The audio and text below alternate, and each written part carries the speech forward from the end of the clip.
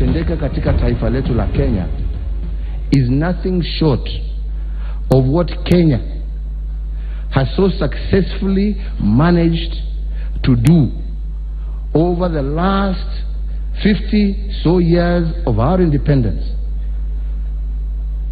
that has happened in many other African countries, ambapo tumeona coups ya majeshi kuja kupindua serikali ya raia. Lakini leo hii tumevunja historia ya kwamba kuu katika taifa la Kenya imefanywa na watu waine kule kotini. Hii ni kuu, hakuna kitu kingine. And I must call it what it is. Siwezi ogopa ndugu yangu. Such acts are not only unlawful but also savage in nature. In view of these unfortunate developments, the Judicial Service Commission would like to state that we unreservedly condemn these mindless acts of aggression against the judiciary, and reiterate that even if anything happens to the individual judges, staff, or their families, those making these inciting statements will be held personally responsible. The Judicial Service Commission notes with dismay that the Inspector General of Police, who is expected to provide security to all government facilities, has repeatedly ignored calls to act, exposing judicial officers, property and litigants to danger. The judiciary is an arm of government equal to the executive and the legislature. If leaders are tired of having a strong and independent judiciary, they should call a referendum and abolish it altogether. Before that happens, the judiciary will continue to discharge its mandate in accordance with the Constitution and the individual oaths of office. The judiciary has not and will never seek to direct the other arms of government about how to perform their functions. In the same vein, we will not allow anybody to dictate to us how to discharge our mandate as given by the people of Kenya under the Constitution. We want to state that the rule of law must be allowed to prevail at all times.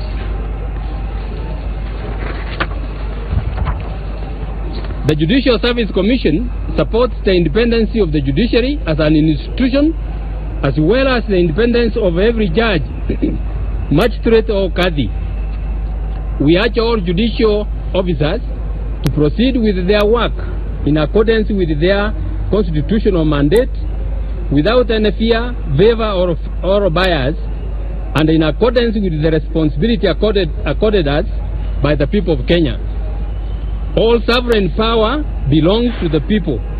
We therefore will never agree to work in accordance with the whims and desires of the executive or parliament.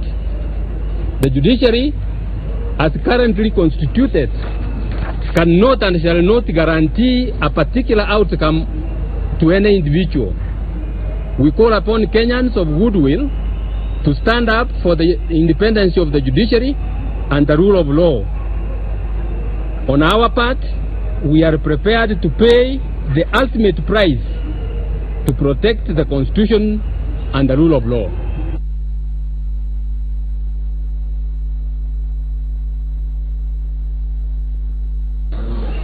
Kwa hivyo wenzangu, msigojee ati sasa wale watajibu yale nimesema, ameongea, mfikirie nitarudi hapo. Waendelee kuongea, kwa sababu kama wanafikiria nchi haina rais, si wajaribu waone kama nchi iko na rais ama haina. Hakuna haja ya kujibiana kila siku, unaona. Waendelee, lakini sisi hiyo nimewaambia, nimesema, and I give you that assurance ya kwamba the state is intact, the government is in place and working, and we look forward to a peaceful and successful election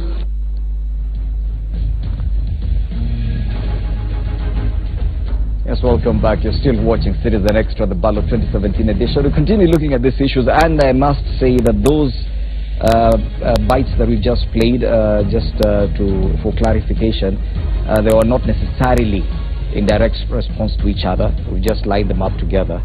But those are some of the exchanges or some of the comments made by those respective leaders of the judiciary and the executive arm of government. And that's the main question we're asking today. This apparent sparring between the two arms of government, what does it portend for Kenya? But now let's come and become more specific. If President Kenyatta wins re-election come 26th of October, do you think he will entertain the continued stay of Chief Justice David Maraga in office? If President Kenyatta was to lose and feel that that election was not conducted properly, do you think he would seek legal redress in the Supreme Court as currently constituted? Do you think President Kenyatta wants part of his legacy to be that he reversed some of the gains made in the new constitution, now that you're already hearing talk even within Parliament and some other quarters of trying to limit the powers of the judiciary? I'm still in studio with MP for Dagoretti North, Simba Arati, Sandra Ochola, Charles Kipkulei, George Ojakoya, Professor, and Ken Ambani, my analyst for this discussion. Let's start off with you, Simba Arati. Do you think if President Uhuru Kenyatta is re-elected come to the 6th of October, and it is a real chance, do you think he would entertain the continued stay of CJ Maraga in office? It's clear that though we know that he may not be elected, that's the but it is a clear chance. There is a clear opportunity that he may actually get re-elected. Let us say but if indeed he is re-elected as the president, we know that the war will start, because that's where the rubber will meet the road. Because what happens is it will not be a morning thing and removing the Chief Justice. There is a process also. For getting him out. But though, you know, it's an ugly, we know that he has gone an extent, to the extent that now he went and had abused Maraga and his whole team. It's an attempt. If indeed he had the powers that now he purports to be having, he would have started the process. Which power he doesn't have. This, you know, if you cut a hen, the head, and throw it there, you'll see how it jumps all over, you know, trying to think that it's alive. I want to let you know that President Uhuru Kenyatta, yes, is the president, a caretaker president. We do not have a caretaker president. You see, he's occupying the presidency at the moment, though he lost in the election. And the main discussion is not even about his position as president. He is president. We are going for re-election. Whatever. Precisely. What we are saying is that there is an election already, which you know he has been defeated. It is clear he was defeated. But what we are saying here is that President Uhuru has no powers that he thinks he has, even for the to start the thinking that he will be able to remove those judges easily as it will be. He want to use, you know, I like what Maraga said in the court, that at the end of the law, that's where tyranny starts. And who want to use the tyranny in either in both houses to muscle and reverse the old gains that we have is on reverse. Uhuru has not been even in the achievement of the changes of this country, as they want to put for us, that for 50 years the gains that we've got, there is no gain as Uhuru we can ask him that he has put into what we have today as the constitution. Okay. But you believe if at all he is re-elected, of course he will go after... he will go after, but then... the Supreme Court. Precisely, but there is law. He will not do it as if he's in the Banana Republic. Okay. Bwana Ken Ambani, do you believe that will be the case? Remember, even in his second term, the president will be looking to probably secure his legacy. And hence the question, if he goes after CJ Maraga and does not allow the CJ to finish his term, and there has been such talk on political platforms, whether or not they will really pursue that is neither here nor there. But do you think he would really be keen on going after the CJ in his second term? I think... if President Uhuru gets re-elected, I think his focus will be to build a legacy. And I think he may want to focus more on building a cohesive country so that history may judge him as a progressive. I think if he got this leadership, his anger will tone down. And I think he may want to look at these issues from a different spectacle. If he loses, and his supporters push him to seek justice, if he feels that it will not be a proper win for the other guys, he has nothing to fear, because he has to go before Justice Maraga again. So for him, the die is cast. He has to go back. He has to deal with this institution. He has to deal with Chief Justice David Maraga, whether to swear him in as president or to adjudicate, to arbitrate on. Okay. Professor George Wajackoyah, but the anger is real. As we've always said, and everyone has repeated, he is human. He's felt aggrieved. And when you're angry, there's that vengeance starts building inside of someone.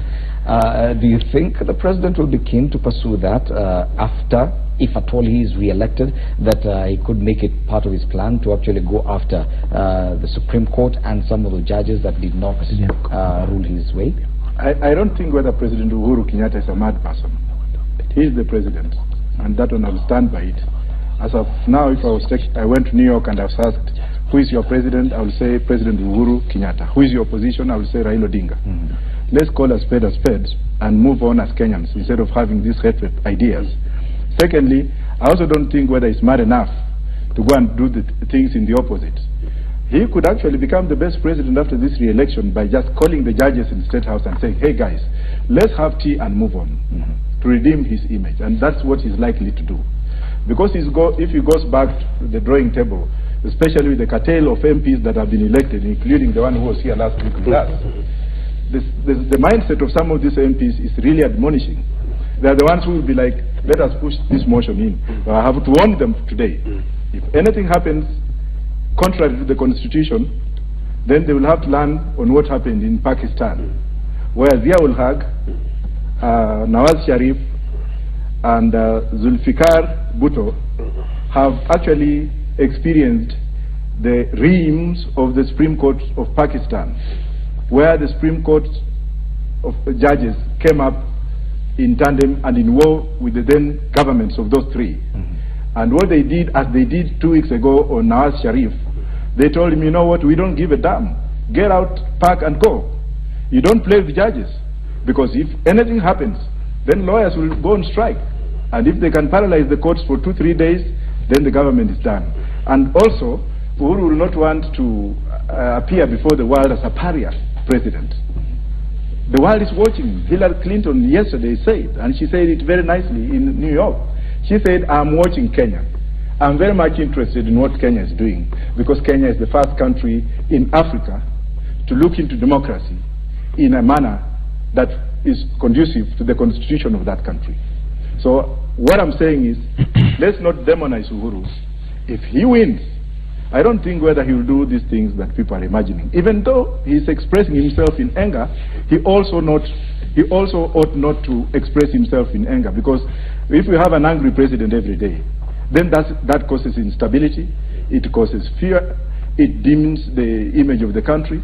And as much as Trump is, and as much as Trump is not liked by some of the Americans, Trump cannot go out and abuse the Supreme Court judges in the U.S. He'll be impeached immediately. Charles, the concerns they're raising, and if you look at them, they look very genuine in how they're talking. They're saying, this is a judicial coup. We cannot allow this to continue. These judges are actually going against the Constitution. We cannot have this ever again. And that's a talk not just from the president, even his lieutenants, that this cannot be allowed to continue. If at all, President, I remember President Uhuru Kenyatta in the initial in his initial reactions to the annulment of his election, he said, actually, yes, we will deal with this. We will actually handle it. Because he feels, up till today, and that has not changed, that what they did was wrong. If at all he is convinced that yes, indeed the Supreme Court was wrong and what they did was actually promote an illegality, he should go after them. Well, I do not think it's actually the case of the president going after the judiciary. One good thing that we need to appreciate about our country is that of late we have seen citizens, even senior citizens at the level of the president, who are aggrieved using the proper processes and institutions and channels, competent processes, to seek redress. Therefore, even if the president has a concern as to the way the Supreme Court handled his case, then we have the process as spelled out in the functioning of the Judicial Service Commission. Then it forms a tribunal, and then that is the process. Because again, we are in a country where we have a law that gives avenues for redress even concerning the suitability of Supreme Court judges to hold office. Therefore, the process is there. So from where I sit, there will be no problem if the right procedure is followed and the issues are looked at through those processes. What, however, I do not agree with is this resorting to extra-legal means of hounding people out of office. We've seen it before. The IBC was hounded out of office through extrajudicial means, which is why even if you go back to that statement by Justice Maraga himself, that at the end of the law, tyranny begins. We have seen that tyranny before. So we do not want to go back to that. But even using the legal means, it will still be seen as going after the judiciary, after the certain individuals within the... Which is why we need to ask ourselves a critical question as a country. That our politics, as they are now, rotate around individuals to the extent that classically we are in the longest dynasty contest in the history of our country. Therefore, these are things that will not go easily. Elections naturally are very adversarial, they are very competitive, they are emotive issues. And you remember even in 2007, when Kenya went through that sad episode of the post-election violence, President Kibaki by that time ascended power as an unpopular president. But when he was retiring, he retired a very popular president because it took time to build a legacy. So what we need to do is that as a country, if we allow ourselves to focus on the real issues that concern our country and instead stop this type of adversarial politics and profiling of people. Because I take issue with what Mheshimiwa has described the president as a headless chicken. It's even been said in rallies. Do you know this is a president who has people behind him, who support him genuinely? So what do you think the message you are taking to these people when you say you're behaving like a chicken, that the head has been cut off? And this is something that is being told to Kenyans. So the issue is, we are at the point where the president is the head of state, but he also has the dual role as a candidate in an election. And as a candidate in an election, he has to engage politically, which is why most of the messages that I'm seeing coming from President Uhuru Kenyatta now are being misinterpreted, because people think these are official policy statements of the president and the executive, yet it is President Uhuru Kenyatta, the Jubilee candidate, speaking to his supporters, So I think we need to have the wisdom of discernment. And when you are saying that the president will go after the Supreme Court judges, then it's a matter of conjecture. We have not seen it. If indeed he goes after them through the right procedure, then the JSC is duty bound to follow the law and say there is merit or lack of it. In this case, therefore, we approve of it or we reject it. Of course, even within Parliament, we've already started seeing some push probably to even change the Election Act based on that judgment by the Supreme Court, try and reverse some of the, probably use even their numbers that Jubilee has in both houses, try to see where they can remove some of the sweeping powers of the Supreme Court, probably even suggestions that the Supreme Court should not have a say. And some of these powers are guaranteed by the Constitution, a Constitution that we passed.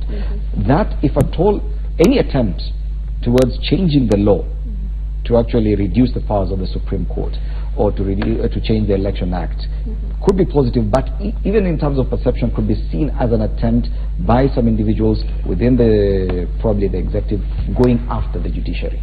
Do you think that's the right way to go about it? I do think so, because our laws are not static, they are very dynamic, they change as our society changes, and I think the Supreme Court has brought us to a point where there are certain issues that indeed we need to look into to ensure that the next election processes, even if not necessarily this one, but the one in 2022 and 2017 for 27 for that matter, is open. It's something that we can all agree on. But then the issue comes in, what is it exactly that we are reforming? within our legal framework. And for me, again, the issue has been really politicized. We've gotten to a point where it's more of who's proposing an agenda as opposed to the agenda itself. And that indeed is our downfall. What we normally forget as a community is that things change. Governments change, people change, circumstances change. So that in a couple of years, or perhaps in a couple of months, now it will be the NASA on the other side. And assuming now NASA has its main contenders in 2022 for the next election, and given the environment within the Supreme Court, and given the same ruling, are they going to have the same grandstanding that we are seeing now? Are they still going to see issues in the same way that they are seeing issues today? And for me, one of the things that I'd like to see, as we are talking about legal reforms moving forward, one of the things I'd like to see is some clarity in terms of what is the threshold for nullifying results. If you're going to go talk about Form 34As and Form 34Bs, is it 5 forms? If 5 forms are not signed, that nullifies an election, or is it 1,000? Is it 2 Form 34Bs, or is it 10 Form 34Bs? Because that is a question that even for NASA will arise, assuming it goes for the next election. Okay? So that they say our win has been nullified because 5 Form 34As were not signed. So I think we need to look forward. Let us not make decisions with the here and now agenda, because today it is one party, it's the next party the next. And indeed, it could be, if at all, if at all it was Raila Odinga's election nullified by the Supreme Court judges, and Raila Odinga previously, when the decision did not go his way, he is on record as saying that decision should not be left to 7 people. And that was a mention of the entire bench of the Supreme Court. Do you think he would have just agreed simply that yes, 4 people of the Supreme Court actually decided that my election be annulled? We accepted it in 2013, and we moved on, and the President Uhuru Kenyatta told us accept and move on, and indeed we did that. Therefore there could be no any other way. Would have accepted, would have not gone to the extent of no thumb testing that you know, will show you if you not accept. But what essentially, my brother, what I'm looking at, you see, even the introduction of I saw yesterday the introduction of the petition to go and reopen the ballot boxes. You remember in the continuity of hearing of that case, where Orengo had requested the boxes to be opened. Therefore, the second you know, respondent accepted. But what did the third respondent did? He came up and said, no, we have not consulted. Please give us some time. And there was an adjournment of 30 minutes where they consulted. Therefore, when they came back, the second and the first respondent, they said they are not agreeing to opening. What we are saying, they are going back to the same courts that they've been abusing. Therefore, what we are saying, I want to disagree with the professor that Uhuru Kenyatta will be better. He may be worse if he's re-elected. And that's why we'll ask the Kenyans. He'll be keen to secure his legacy. The president, in a term where he knows that this is his final term in office, is not really as vindictive. No, you see, these are the people who have told us that they would want to rule Kenya for around 30 or 40 years. Therefore, they will not be any better. We are going from the, you know, we're going to the worst case scenario. My brother, there is a saying which says that nothing is easy as it looks. Everything takes longer than you expect. And if anything can go wrong, it will at the worst possible moment. Therefore, I'm looking at where these guys they're telling us we go to open. I'm just asking myself, Judge Njoki Ndung'u,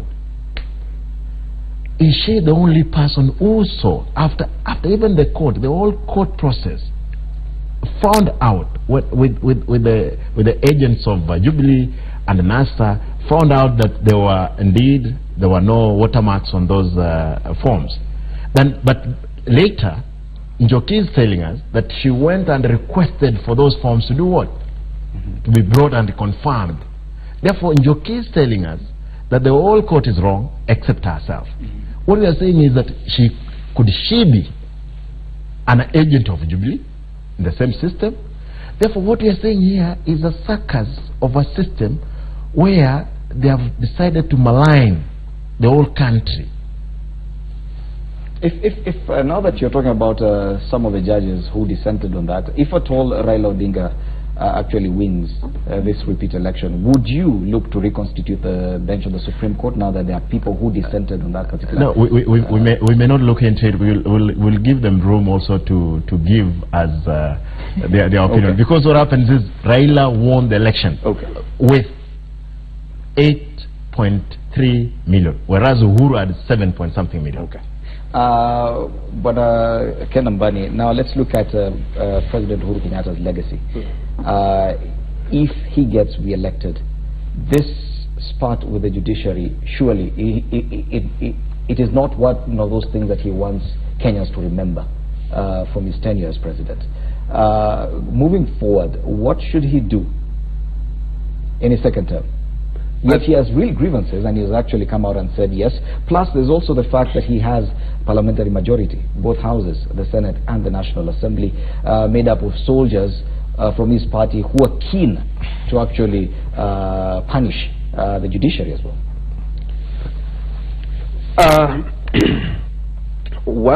In response to that, Fred, I would like to say that if President Kenyatta secures his second term, he has no choice. He has to work with the judiciary, because it is the Chief Justice who will swear him into office to give him the power to exercise the duties of the office of the President. Secondly, he needs to work with them because they are one of the arms of government. You remember, the presidency handles the executive mandate of a country. The legislature works on development of policy of the laws, and the judiciary enforces them. Therefore, he has no choice other than work with these fellows.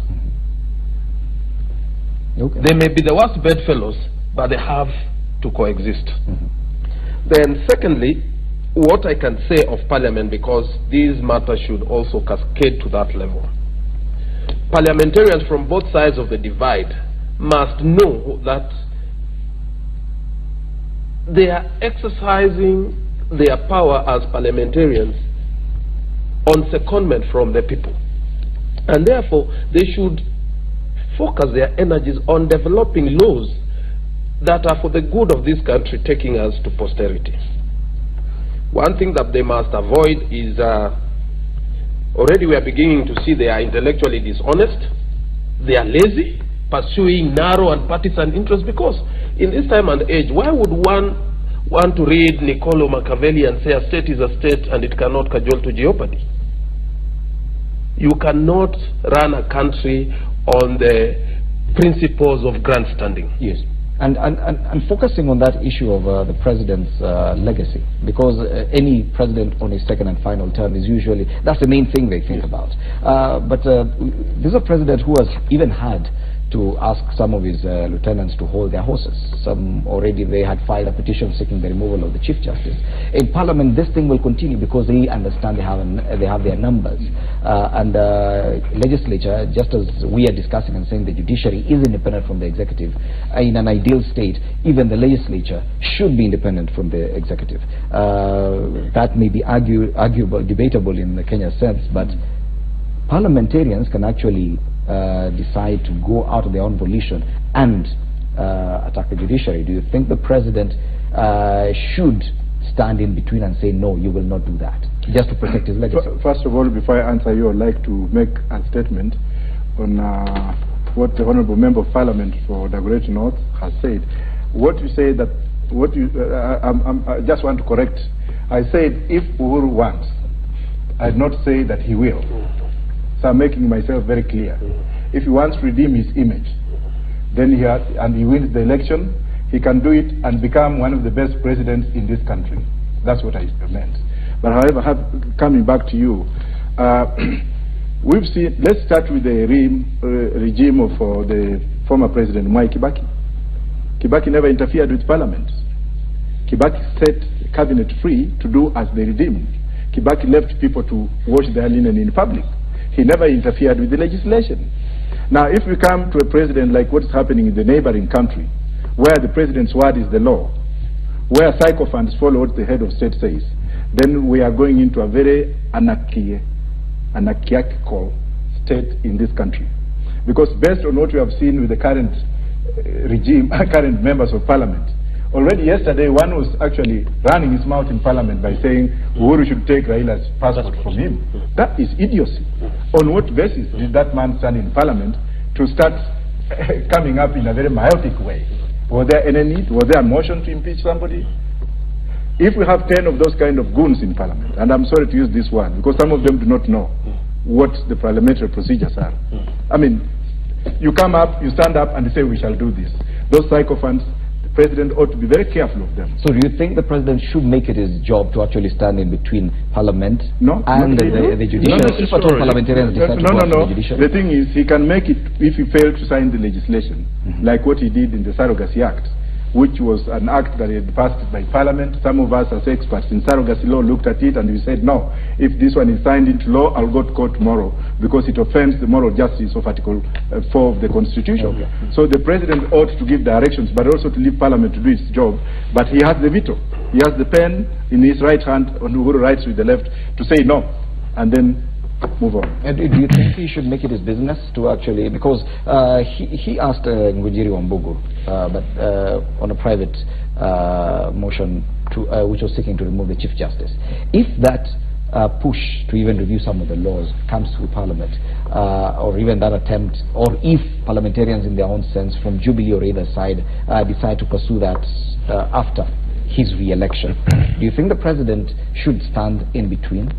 Well, when you look at the President, he also has a legislative agenda to implement, probably through implementing policies, so that he achieves his manifesto and his development goals that he wishes to achieve. Therefore, and in the history of our country, we have seen instances where we have changed our laws to respond to crisis. So if we feel that as a result of the experience of the 2017 election, that there are some fundamental questions of law which need clarity or enhancement, then there is no problem in going to Parliament. That is the reason why Parliament was formed in the first place. It is the House of Laws, of legislation. So the laws should be put before the House of Parliament.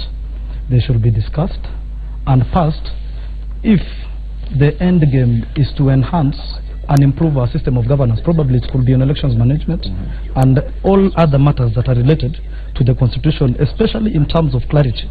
Because I think what we have right now, you are even seeing senior and distinguished lawyers in our country disagreeing on issues. Our country is divided right at the center simply on the basis of interpretations of laws. Therefore, do we have an opportunity to create more clarity on such issues? So I think if there is need, and it is people-centered, and it serves to enhance our systems, then there is no problem with that. But it should go through Parliament, and that gives an opportunity, especially to the opposition or the minority parties in Parliament, to participate and enhance these laws. Because these boycotts, when substantive matters in Parliament are being discussed and only showing up when they are discussing probably their insurances and their salaries, should stop. They should be there, sit in Parliament, and enhance our legal and governance systems. And of course, Sandra, you mentioned before, you do agree that there could be necessity, it could be a necessary push to actually change and adjust a few things, even in law, even if it will be seen like going after the judiciary. Do you think that the President, just to secure his legacy and not appear to be fighting or to be at loggerheads with the judiciary, do you think he should try and contain his soldiers in Parliament? I do agree, because he cannot create a legacy on his own, a one-man show. He needs the cabinet, he needs the members of assembly, he even needs the judiciary moving forward, so that he's known as an individual who's able to take the country to another level. And from a personal perspective, I want to believe that that's exactly what he's done over the first 5 years. And for those who understand his I don't know to call it a development agenda, because that is what his presidency has been based on, as opposed to human rights and civil and political rights. His has been different. It's more economic ecosoc. That's a personal one. That's a personal one. So then, even with this, he's needed other arms of government to pass laws to enable certain things to be undertaken, to have a cabinet that is able to deliver. We've seen this within the Ministry of Education, where things that we never imagined could happen before have happened, where now we can say our education system is straight and narrow. And so moving ahead, I do agree with my colleagues that to a large extent, Parliament is going to be a center stage moving forward, particularly for the executive and also for the judiciary, so that we are still going to see these many checks and balances as we move ahead. And I also do agree that we'll need to see much more of us being represented in Parliament. And what we are currently seeing now is a lot of grandstanding, which I want to leave it to the political situation at the moment, and believe that moving forward, the individuals that you are seeing right now are going to talk with the same vigor and with the same commitment that we are seeing now on matters national development. Okay. On that matter, I think we've exhausted it, but that's not the only issue.